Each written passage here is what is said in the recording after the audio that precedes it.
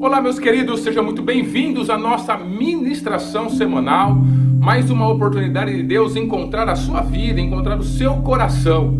E nós, dentro desse mês, temos uma nova proposta. Dentro do mês de março, eu gostaria de compartilhar com você alguns aprendizados que a parábola do filho pródigo traz para a nossa vida. Então a gente vai falar sobre ela dentro desse mês. E eu acredito que lá estarão lições importantes para que nós possamos nos alinhar com Deus, com a sua palavra, querido, para que a gente possa realmente abrir os olhos e ter de Deus orientação, direção para nossas vidas, realmente um caminho especial para nós. Então compartilhe essa ministração com as pessoas que você ama, compartilhe também, queridos, esteja junto conosco dentro dessa ministração, nos nossos devocionais, que vamos ao ar segunda-feira pela manhã, um vídeo também gravado, e na sexta-feira, querido, tem lá nas nossas redes sociais um devocional escrito, até com uma sugestão de prática, uma sugestão de oração para você fazer, tanto na sexta-feira pela manhã quanto na quarta-feira pela manhã. Você vai encontrar pérolas maravilhosas, justamente a palavra de Deus, tesouros que a parábola do filho pródigo traz para nós, e isso vai fazer com que o seu coração esteja mais próximo de Deus. Então vamos lá, a parábola do filho pródigo está lá em Lucas, capítulo 15, do versículo 11 ao versículo 32. Hoje eu gostaria de conversar um pouquinho com você sobre o versículo 11 e o versículo 12, querido, que são importantes, que é o início dessa parábola. O Senhor Jesus estava falando a um público diverso. Lá tinha fariseus, ali tinha as pessoas ligadas à religião, da época. Tinha também outras pessoas que o acompanhavam, a multidão, a famosa multidão, cheia de pessoas que eram publicanos, prostitutas, pessoas que justamente esses fariseus queriam distância. E também estavam ali os seus discípulos, então pessoas de classe social diferente, pessoas com objetivo na vida diferente, pessoas que estavam em grupos diferentes.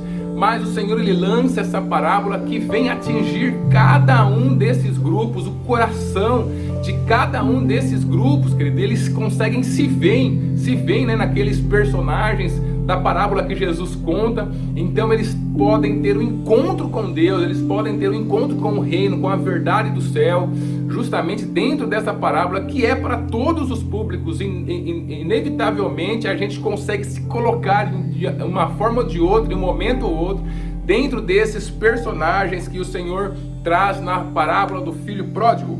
E lá ela começa assim, disse, um certo homem tinha 2 filhos, e o mais moço deles disse ao pai: Pai, dá-me a parte dos bens que me pertence. E ele repartiu por eles a fazenda. Então Jesus começa dizendo que tinha um homem que tinha 2 filhos. E esse homem que tinha 2 filhos, ele logicamente é um pai. Então essa é a referência que Jesus traz para começar a sua parábola. Ele não fala que aquele homem ele era um fazendeiro. Ele não fala sobre o aspecto, sobre a perspectiva daquele homem como marido. Ele não fala sobre aquele homem como alguém que era algum religioso, que pertencia a alguma sinagoga. Ele não fala sobre aquele homem como ele tendo alguma autoridade dentro da cidade onde ele estava, como um tipo de líder público. Ele não fala de alguma associação que ele participava, não. Ele vai direto e diz que aquele homem tinha 2 filhos, ou seja, ele era um pai. Então essa é a figura estabelecida pelo nosso Senhor Jesus Cristo para começar essa parábola. É dentro desse papel que toda a parábola ela vai se desenvolver, uma relação entre pai e filho, pai e filhos. Então essa é a relação que o Senhor Jesus ele quer trazer iluminação e luz para a nossa vida. Ele não está olhando para aquele homem que tem os seus filhos como dentro de qualquer outro papel, a não ser o papel de pai. E não está olhando para aqueles meninos, para aqueles jovens, os 2 filhos, dentro de outro papel, seja eles trabalhadores também, ou participantes da sociedade, ou então em relação a irmão um ao outro. Não, ele está olhando eles apenas como aspecto de filho. Então Então ele quer trazer dentro desse papel do pai e do filho um ensinamento para as nossas vidas. E o que há de mais importante na vida de um pai, dentro do papel de pai, do que justamente os seus filhos? Nada é mais importante para um pai do que os seus filhos, querido. A gente pode conferir isso na nossa própria experiência. Os nossos filhos, eles são a nossa alegria. Os nossos filhos, eles são a nossa força. Eles são justamente aquele motivador, né, para que a gente possa se levantar pela manhã e lutar pelo pão de cada dia. Eles são esse motivador que alegra o nosso coração, né? Eles nos ajudam em todos os sentidos dentro da nossa alma, ele traz alegria para nós. A gente tem esse sentimento de proteção, de trazer segurança, de trazer prosperidade para a vida deles, de trazer justamente a provisão, de ajudar eles a descobrir o mundo, né? Como é maravilhoso a relação, né, curada entre um pai e um filho. O filho no coração do pai é a alegria maior. Tudo que ele faz, né, gira em torno de ele causar trazer algo de bênção para a vida dos seus filhos, trazer um lugar abençoado, um ambiente abençoado para a vida dos seus filhos. Os seus filhos se tornam o objetivo da sua vida. Ele quer justamente fazer aquelas crianças crescerem, serem pessoas boas, pessoas que tenham um futuro abençoado, que sejam prósperas em todas as áreas. Então o filho, ele está acima de tudo para o coração do seu pai. Ele se torna o objetivo pelo qual o pai trabalha, pelo qual o pai dá um exemplo de honra, né?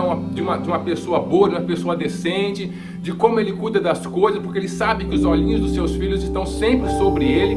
Então o Senhor Jesus, ele traz esse aspecto dentro dessa parábola, né, que é a relação entre o pai e o filho. Para o pai, o mais importante dentro do seu coração é justamente os seus filhos. Eles estão ali protegidos dentro do coração do pai de uma maneira poderosa, querido.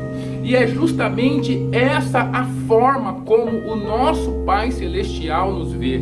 É por isso que o Senhor Jesus, quando vai fazer a oração do Pai Nosso, ele pega esse aspecto do nosso Pai Celestial, do Deus Todo-Poderoso, Criador dos céus e da terra, dizendo que Ele é o nosso Pai. Esse é o tipo de relacionamento que o nosso Deus, o nosso Senhor quer ter conosco. E aí continua aqui a parábola, né, no verso de número 12, querido. Ele fala que o seu filho, ele pede parte dos seus bens para que ele possa seguir o seu caminho. Além de o pai, ele ter como objetivo e maior alegria no seu coração o seu filho, o que ele quer dos seus filhos é tê-los próximos. Então esse pai, ele tinha os seus filhos próximos, queridos, e isso era a alegria que motivava o seu coração. E a gente percebe aqui que no decorrer da parábola o seu coração fica triste. Por quê? Porque o seu filho, ele quer então seguir um caminho longe do seu pai.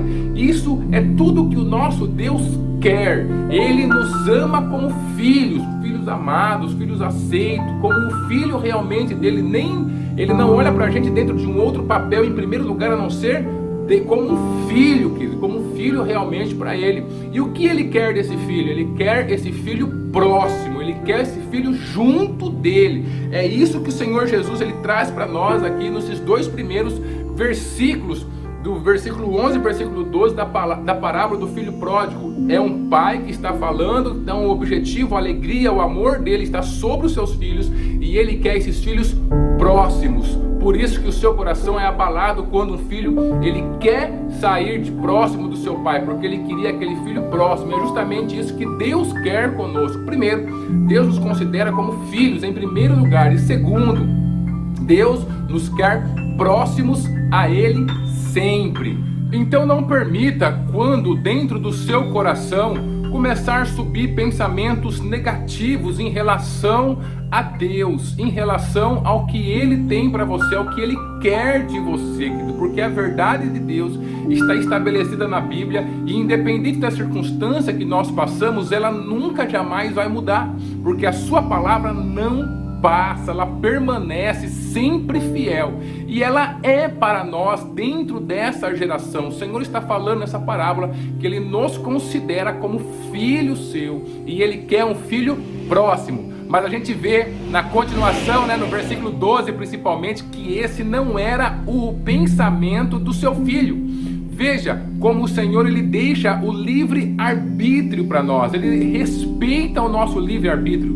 Deus não quer o seu filho próximo dele por obrigação. Por isso eu tenho insistido na nossa igreja, em todos os lugares que eu tenho a oportunidade de falar, que Deus ele não quer que você esteja com Ele por algum tipo de obrigação. Eu sou obrigado a estar aqui de maneira externa apenas, de maneira simplesmente realmente obrigada, superficial, efêmera, passageira. Não, Ele quer que você esteja ali por um compromisso de coração, assim como Ele tem um compromisso de todo o seu coração com a nossa vida. O Senhor espera de nós compromisso. O amor ele gera compromisso, nunca jamais obrigação, queridos. E aí, quando Ele vem pedir, Ele faz um pedido muito terrível ao seu pai. Imagine, você só consegue a herança, você acessa a herança dos seus pais quando eles vão para a eternidade, quando eles falecem, não é dessa forma?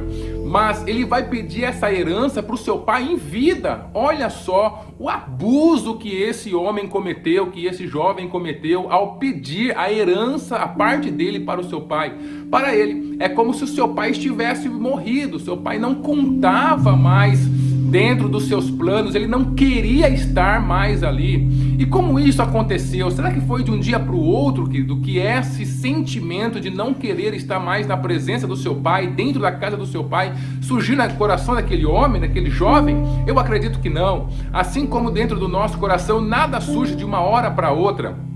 As coisas vão surgindo aos poucos, vão tomando proporções, a gente vai cultivando aquilo. Quando a coisa é boa, tudo bem, a gente cultiva, ela cresce, desenvolve e traz frutos positivos. Mas quando é o mal, e nós sabemos sim quando o mal está tomando lugar dentro do nosso coração e exigindo cada dia mais espaço e mais tempo dos nossos pensamentos e do nosso coração, ele vai se desenvolvendo, o pecado vai nascendo, ele vai tomando proporção, aquilo vai se tornando cada dia maior dentro de nós. A gente acaba não dando um jeito, porque no fundo estamos gostando, e aquilo vai inundando a nossa mente, até que a gente tome uma atitude que normalmente, quando é o pecado, quando é o mal que está falando dentro de nós, será uma atitude impulsiva, será uma atitude que vai necessariamente trazer consequências negativas para a nossa vida, que é o que acontece com esse filho.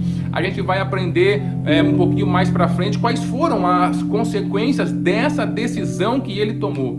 Querido, toda decisão, independente de qual for, independente de qualquer justificativa que eu apresente, eu não vou estar próximo de Deus porque eu não tenho tempo, eu não vou estar próximo de Deus porque ali é onde as pessoas se reúnem, tem pessoas hipócritas, tem pessoas que não vão para estar próximo a Deus, e esse ambiente não é bom. Eu não vou ficar próximo do Senhor porque eu não sei, eu não consigo entender aquilo que a palavra de Deus fala. Não, porque eu tenho que fazer outras coisas. Então qualquer justificativa é como Paulo fala, são trapos de imundícia. Toda a nossa desculpa, toda a nossa justificativa para não estar próximo ao nosso Pai Celestial, querido, é justamente esse trapo de imundícia. É um engano que o nosso próprio coração gera, e o nosso próprio coração vai fomentando, e aí tem a ajuda do sistema do mundo, que está sempre oferecendo alguma opção fora, longe do Pai para a gente. Tem sim a intromissão do diabo, que ele está sempre soprando na nossa vida a rebeldia, a independência do nosso Pai Celestial. Mas em última instância, a médio e longo prazo, isso sempre vai trazer alguma dificuldade, alguma dor para a nossa vida. Veja que aquele jovem, ele não considera tudo o que seu pai havia feito por ele,